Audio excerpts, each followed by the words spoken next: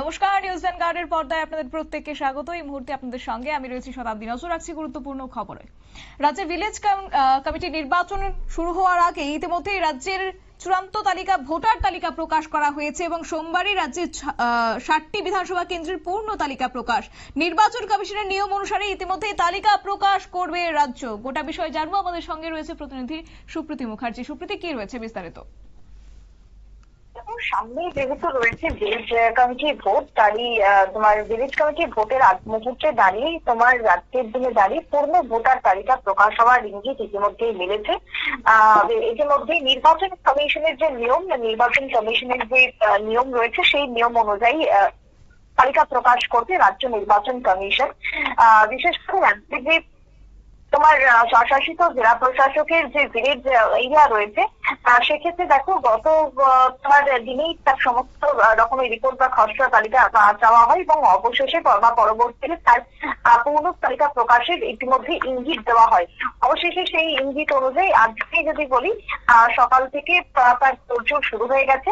তার মানে সামনেই ভিলেজ কমিটির ভোট ঘোষণা হয়ে যাবে। তার আর খুব বেশি দিন দেরি নেই, এমনটাই মনে করছে রাজনৈতিক বিশেষজ্ঞদের অনেকেই। তার কারণ ইতিমধ্যে ভিলেজ কমিটিকে কেন্দ্র করে বা ভোট তাড়াতাড়ি করানোকে নিয়ে ইতিমধ্যে তোমার চাপ কিন্তু একটা তৈরি হচ্ছে স্বাভাবিকভাবে রাজ্য সরকারের উপর। আর সেই চাপকে সামাল দেওয়ার জন্য ইতিমধ্যেই তোড়জোড় শুরু হয়ে গেছে। ইতিমধ্যেই তোমার উপজাতি যে জেলা পরিষদ বা প্রশাসকের যে এরিয়া রয়েছে, সেক্ষেত্রে তোমার যে এরিয়া, সেই এরিয়াতে যারা পড়ছেন সেই অনুযায়ী তোমার 7টা যে বিধানসভা রয়েছে, সেই 7টা বিধানসভার সম্পূর্ণ তালিকাই আজকে প্রকাশ করা হবে। দেশের নির্বাচন কমিশনের সমস্ত ব্যবস্থাপনা বা নির্দেশ মোতাবেক আজকে রাজ্য নির্বাচন কমিশন এই তালিকা প্রকাশ করবে। তালিকা প্রকাশের পর আস্তে আস্তে তোমার জানা যাবে যে কতজন ভোটার রয়েছেন এদের ভোটের বা ভিলেজ কমিটির ভোটের জন্য। এবং এই ভোটের ক্ষেত্রে তোমার তালিকা প্রকাশের পর স্বাভাবিকভাবেই তোমার ভোটের দিন ঘোষণা হবে। তারপরে প্রার্থী তালিকা প্রকাশ হবে। একে একে যে প্রক্রিয়া শুরু হয়ে যাবে চলতি বছরেই, সেটাই কিন্তু এই মুহূর্তে জানিয়ে দেওয়া হচ্ছে।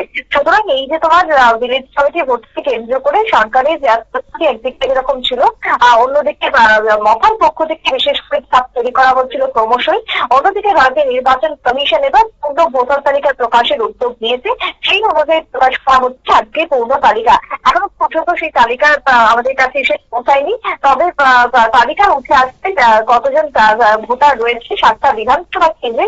সেই ভোটারের সমস্ত খতিয়ান আমরাও তুলে ধরার চেষ্টা করবো। তবে আপাতত তালিকা প্রকাশ হবে এমনটা ইঙ্গিত কিন্তু মিলেছে রাজ্য নির্বাচন কমিশন সূত্রে। শতাব্দী। ধন্যবাদ সুপ্রীতি। অর্থাৎ নির্বাচনী দিনক্ষণ ঘোষণা না হলেও ইতিমধ্যে রাজ্য জুড়ে তোড়জোড় শুরু হয়ে গেছে ভিলেজ কাউন্সিল নির্বাচনকে কেন্দ্র করে, এবং তারই মধ্যে খুব শীঘ্রই নির্বাচন কমিশনের নিয়ম অনুসারে তালিকা প্রকাশ করবে, ভোটার তালিকা প্রকাশ করবে রাজ্য, সেই খবরই রয়েছে। তবে আপাতত আমাদের নজর থাকবে সেদিকেই। নিয়ে নিচ্ছি ছোট্ট একটি বিজ্ঞাপন বিরতির, সঙ্গে থাকুন।